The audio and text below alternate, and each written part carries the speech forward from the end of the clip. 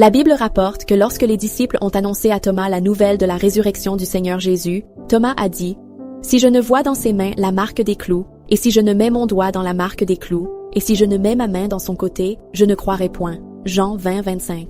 Le Seigneur Jésus lui a dit « Parce que tu m'as vu, tu as cru. Heureux ceux qui n'ont pas vu et qui ont cru. » Jean 20, 29. En fait, pendant que Thomas suivait le Seigneur Jésus, il ne savait pas comment entendre la voix du Seigneur. Peu importe à quel point les sermons de Jésus étaient grands ou bénéfiques, Thomas n'a jamais cherché dans les paroles du Seigneur à savoir si elles possédaient la vérité ou si elles étaient la voix de Dieu.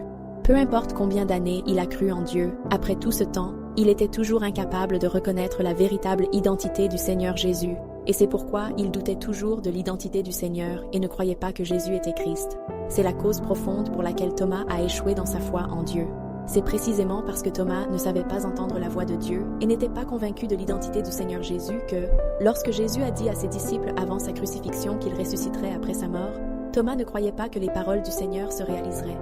Et quand il a entendu les autres disciples dire que le Seigneur Jésus était ressuscité, il ne croyait toujours pas.